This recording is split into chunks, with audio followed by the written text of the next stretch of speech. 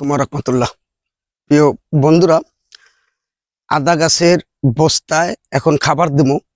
এখনো 5টা মাস বাকি আছে আদা হারভেস্ট হওয়ার। তা আদা গাছে খাবার দিতে হবে এই কারণে যে আদার যে গাছটা আদাটা বেড়ে গেলে মাটির থেকে যদি উপরে উঠে যায় তখন আর বংশ বিস্তার করবে না। এই জন্য মাটি গোবর এগুলো মিলিয়া যদি ঢেকে দেওয়া যায়, মানে হালকা হইলো মাটি গোবরের অংশ বেশি দিয়ে যদি ঢেকে দেওয়া যায় তাইলে ওরা বংশ বিস্তার করবে, আর নাই তো বংশ বিস্তার করবে না। যেমন আপনাকে এই যে দেখাই, এই যে দেখেন, এই যে বন্ধুরা, এই যে আদার এই যে গোড়ারি বাইরে গেছে, এখন এই গোড়ারি আমি ঢাইকা দেবো। আমি মাটিটা আগেই রেডি করে রাখছি, গোবর আর মাটি এই যে ঢেকে দিলাম। এটা ঢাকার কারণ হইলো আপনার তখন আর হবে না, এই আদাটা গোড়ত থেমে যাবে না, এখন গোড়তটা বের হবে, আরো কুশি জ্বালাইবে, কুশি জ্বালাই এই যে বইরে যাবে এই বস্তাটা, যেগুলো ফাঁকা আছে এখনো 5 মাস বাকি। আলহামদুলিল্লাহ খুব সুন্দর এবছর আদা গোড়ত ভালো দেখা যাচ্ছে। আবার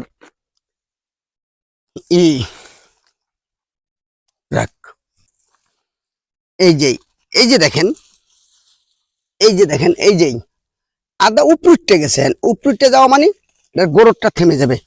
যদি এখন এটা যদি ঢেকে না দেওয়া হয় তাহলে কিন্তু আর আদাটা বাড়তে পারবে না। এখন এটা মাটি দিয়ে আমি ঢেকে দিলাম, গোবর, শুকনো গোবর, 1 বছরের শুকনো গোবর, আর হইলো দিয়া মাটি, হালকা মাটি লেছি, গোবরের অংশ বেশি, এই দিয়ে ঢেকে দিচ্ছি। আমার এখানে এই বাগানটায় বস্তা আছে হইলো আপনার 280 বস্তা, 280 বস্তা আদা আমি লাগাইছি। সবগুলো এলো ঢেকে দিতে হবে, ঢেকে না দিলে গোড়টা থেমে যাবে। গোড় থেমে গেলে আর কাঙ্ক্ষিত লক্ষ্যে পুষতে পারবো না। তা বন্ধুরা, আপনারাও ঢেকে দিতে পারেন। আমার এখন এদিকে কামলা, আমাদের দেশে বলে রুজ্জ, অন্য এলাকায় কামলা বলে, কামলার এখন সংকট, তাই এখন নিজেরটা নিজেই করতেছি। এটা কামলা লইতে পারলে ভালো হইতো, কিন্তু এরা তরমুজ খেতে চলে গেছে, তরমুজ লাগানোর জন্য। এই হলো অবস্থা।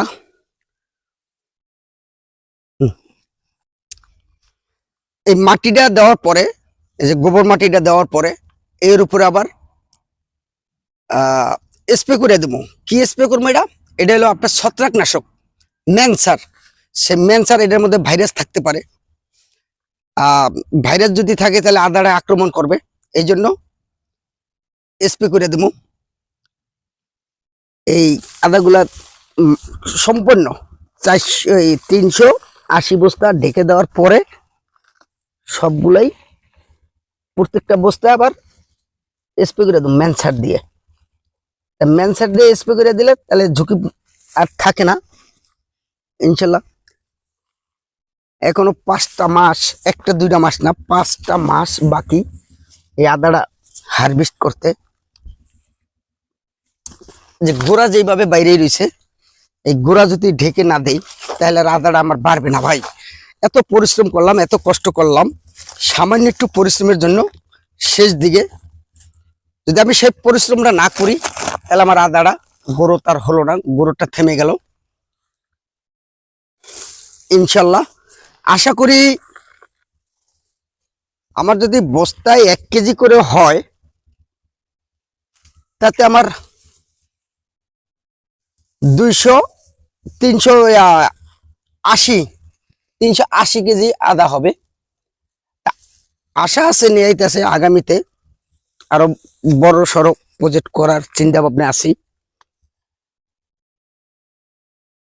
তা বন্ধুরা, সবাই ভালো থাকবেন, সুস্থ থাকবেন।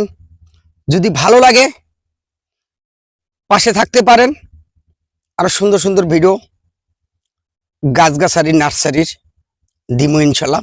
আমার এই জায়গাটা পরিত্যক্ত জায়গা, আম বাগান, এর ভিতরে আমি বস্তাগুলো সাজাইছি। এদিক দিয়ে আমার একটা আয় আসলো, আলহামদুলিল্লাহ আমার কাছে অনেক ভালো লাগলো। আসসালামু আলাইকুম ওয়া রাহমাতুল্লাহ। সবাই ভালো থাকবেন।